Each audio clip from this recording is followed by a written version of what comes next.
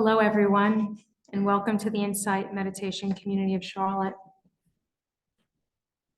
If you steadfast meditators, you probably recognize that was 28 and a half minutes of meditation and not 30. I'm going to steal another 30 during the middle of the talk.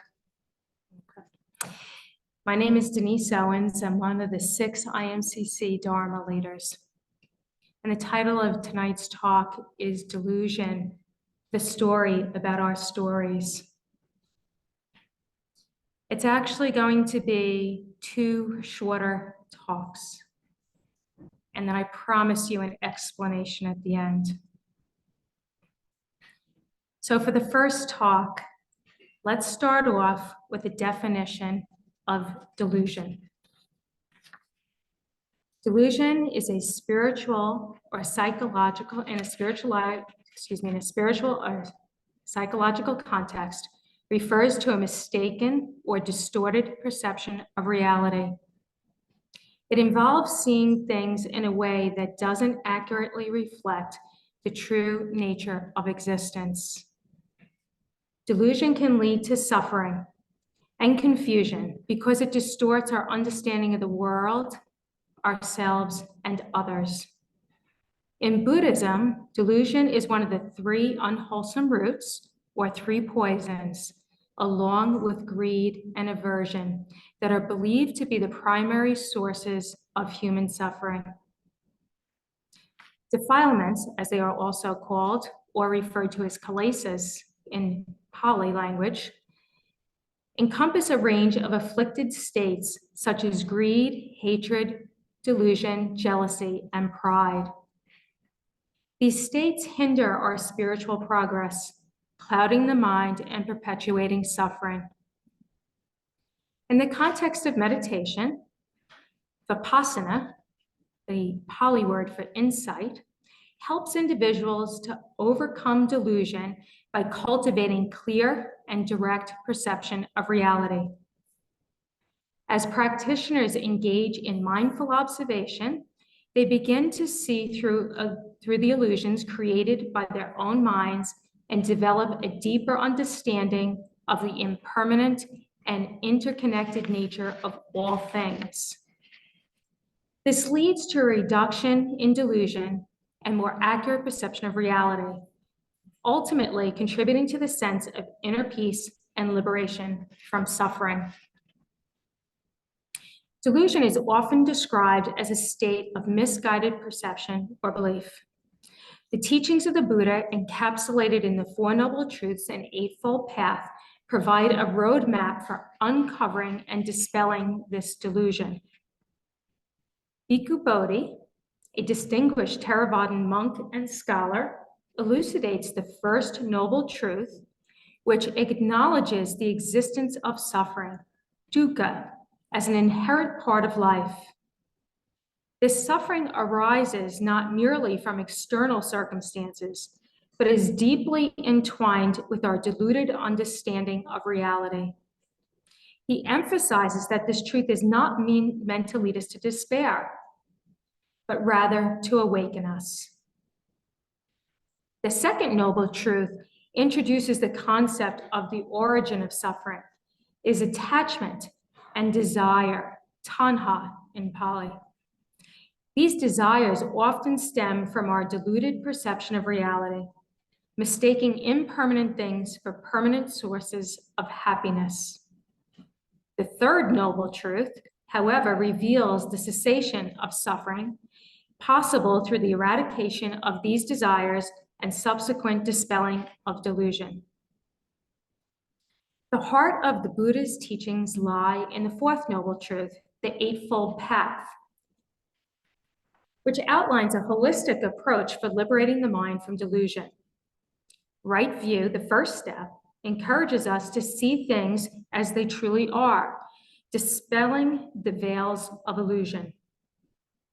Right intention guides us to cultivate wholesome and compassionate motivations, curbing the impulses that arise from deluded desires.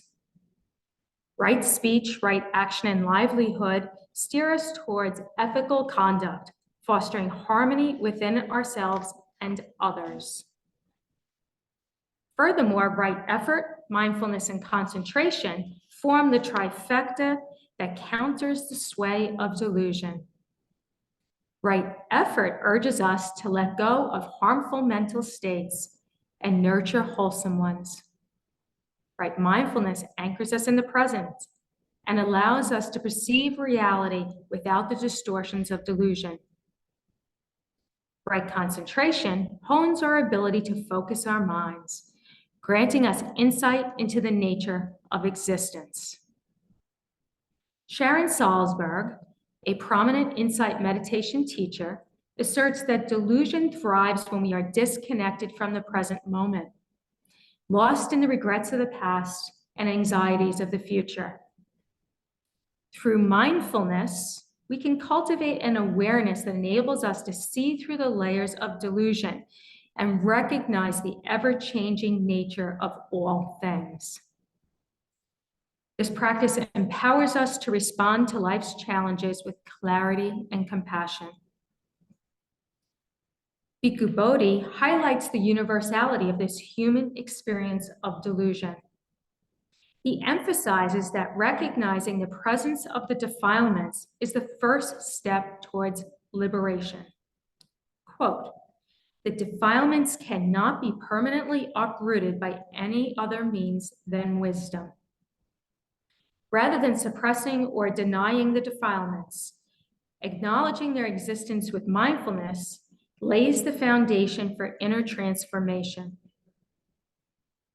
Joseph Goldstein, co-founder of the Insight Meditation Society, suggests that a deep understanding of the impersonal, impermanent, and unsatisfactory nature of reality can lead to the unraveling of the defilements. Through focused introspection, practitioners can pierce through the illusion of a fixed self and discover the transient nature of thoughts, emotions, and sensations. He guides students to observe the defilements with equanimity, a way of not needing it to be any other way, and to watch the arising and passing. These are impermanent. This non-reactive awareness creates a gap between the defilement and one's identification with it, offering liberation from their hold. This journey requires patience and commitment, as the defilement delusion is deeply ingrained in the psyche. The wisdom gradually dispels the illusion of the defilements as inherent and unchangeable aspects of our being. Bhikkhu Bodhi's emphasis on acknowledging delusion as a universal experience sets the stage for transformation. Sharon Salzberg promotes the nurturing environment necessary for these impurities to lose their sway. Goldstein's insight delivers the wisdom needed to perceive defilements as passing phenomenon rather than defining aspects of one's identity.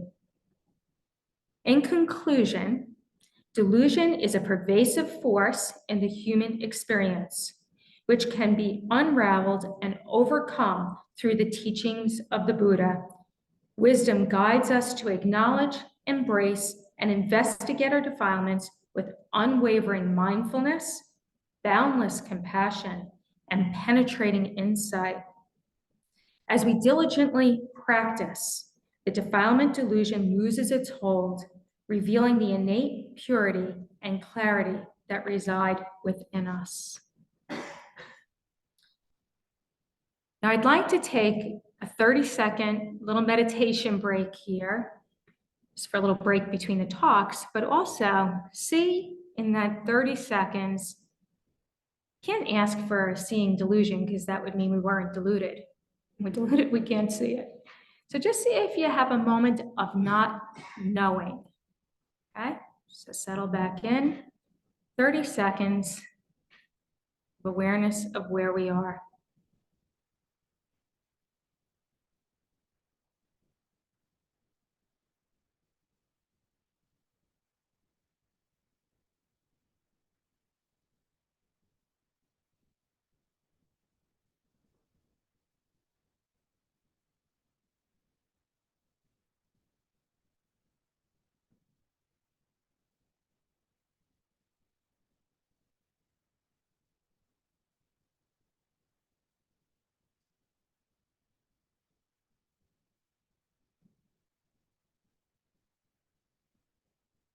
Okay, we'll come on back into the room here and proceed with talk 2. Several weeks ago, I mentioned the phenomenon of feeling tone, Vedana in Pali. Vedana is that present moment experience of pleasant, unpleasant, and neutral tone felt within response to a stimulus. It is the raw sensory experience before any judgment or interpretation of our experience. It is involuntary and just happens. But in the next millisecond, we have mental formations, our reaction to that feeling tone, thus grasping for more pleasant, wanting the unpleasant to be eradicated, or simply being in a state of not knowing in regards to the neutral tone, leading to greed, wanting more of the pleasant, aversion to what is unpleasant, delusion of not knowing. Greed, hatred, and delusion, the 3 defilements that beget suffering.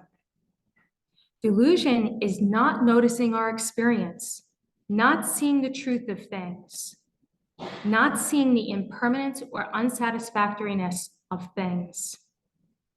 Delusion, known as moha in Pali, is ignorance of the present moment, as if that moment is devoid of importance or somehow inconsequential.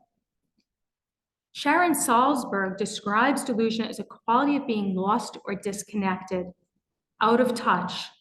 We don't know who we are or where we are, wandering without a clue. Delusion can conceal the truth. Sometimes we consciously or unconsciously use delusion as an escape. It is a state of not realizing what we know, not realizing what we don't know, and maybe not even having the spark to investigate. Bhikkhu Bodhi calls delusion mental darkness, a thick coat of insensitivity which blocks out our clear understanding. Delusion has the quality of misplaced trust, or putting trust in the wrong things. When we are deluded, we have a sense of certainty. Ignorance is bliss until it isn't. There is a line in the poem, "Flies enter a closed mouth," by Pablo Neruda. What we know comes to so little. What we presume is so much. Joseph Goldstein describes 3 levels of delusion. One is lack of attention, kind of being on autopilot. How many of us drove here like that today? Delusion of denial is 2, not believing the plain truth right in front of us. The 3rd is misperception of reality, delusion about our happiness, permanence, and the nature of who we think we are. Bhikkhu Bodhi educates us that ignorance is at the root of delusion. Delusion becomes the great deceiver, obscuring correct understanding, conjuring up a mass of distorted perceptions which the mind grasps and attributes to the world as real, unaware that they are its own deluded constructs. In short, stories. The stories we've been taught, the stories we ourselves have fabricated, the stories we so badly want to believe, even in the face of contradictory evidence. Delusion is considered to also be at the root of greed and aversion, the other 2 defilements. Thinking the more pleasant a situation would be would free us from suffering. We would be deluded to believe that an endless diet of chocolate cake and pizza would not lead to suffering, though many of us would sign up for the experiment to endeavor to discover the truth. And think about how much we look forward to our favorite relatives visiting. It's so exciting. And how delightful are those fabulous relatives after 3 days? Something fishy.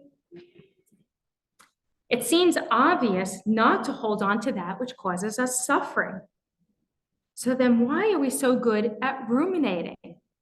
We do it all the time, yet we're kind of averse to it. Salzberg says, in delusion, we think we can push away that terrible pain and assume control. If we proceed with wisdom, we would not hold on to any particular moment, but truly know that moment. Let it be, respond according to our values, let go, and start the process all over again in the next moment. We get stuck on our view as the right view and cling to it. Delusion stems from our conviction in our own beliefs. Most of our beliefs are not 100% true. And this is because our beliefs are formulated based on our own experiences and conditioning. Our perceptions are unique to us based on those circumstances. Just as someone else with their experience of the same event may have experienced it differently and had a different reaction. And that's based on their own history, conditioning, and a level of awareness. None of us are 100% knowing. Likely all of us have not had optimal conditioning. Even if we think we have, that would be delusional. Andrea Fellow, in her Dharma Seed talk, Recognizing Delusion, points to our human tendency towards confirmation bias. We see what we want to confirm according to our pre-existing beliefs and ignore that which does not agree with our beliefs. Joseph Goldstein said, we need to realize how one-sided our view of things can be and how much of reality we may be missing. And how many of us play the what if game of delusion? What if the past had just been different? Is an invitation to energy loss and suffering. The past is past. It is not coming back for editing. You can only correct your direction in the now. And the what if mode of wishing for things to be a certain way in the future is fantasy. It's fine to dream, and we can do what's in our control to set the desirable conditions for a certain outcome, but don't confuse it with a guarantee for the desired outcome. We couldn't have planned to be where we are right now. Even with the skillful comportment of all of our words and actions, we do not assure the outcome we seek. Too many factors are out of our control. But what this practice does guarantee is less regret and residual suffering when we proceed wisely, because how could we have done any better? Knowing our direct experience, devoid of delusion, allows us to proceed more skillfully. Bhikkhu Bodhi warns us, these defilements lead to pain, sorrow, discontent, and aimless drifting. In order to gain freedom from this dukkha, we need to eliminate these defilements. We would be deluded to think that we will magically win the cosmic lottery to eternal contentment without removing greed, hatred, and delusion.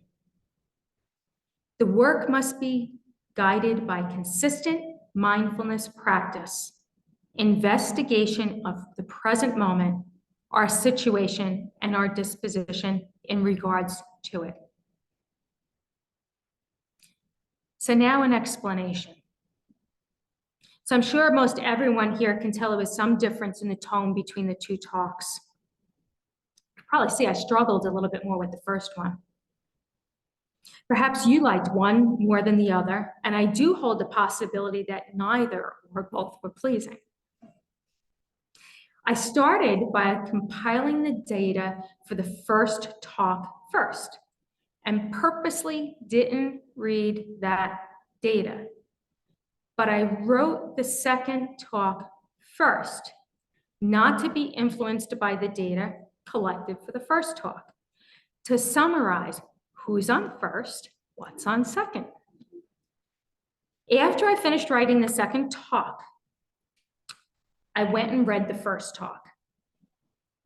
That was 90% written by AI, artificial intelligence, ChatGPT. With a few keywords, instruction on how many words I wanted the talk to be, and who I wanted to reference, Salzburg, Goldstein, and Bigabodi, ChatGPT generated the talk in seconds. An excellent convenience, a beneficial aspect of AI. I did the fact checking for the information, but it did need some editing to match everything kind of in a flow. So why is this important? I believe it's important because more and more we are going to have AI involved in our lives. And we might go about our day thinking, oh, this is just like yesterday. I'm walking along.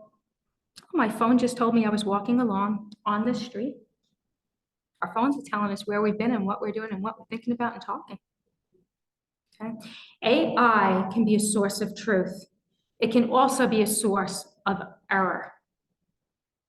Sam Altman, one of the founders of OpenAI and developer of ChatGPT, said, "We shouldn't use this technology for anything incredibly important, such as psychotherapy at this point in time, because it's still in its infancy." A friend who helped me with setting up this ChatGPT told me I needed to look out for what are called hallucinations, meaning errors. Hallucinations sound an awful lot like delusion, doesn't it?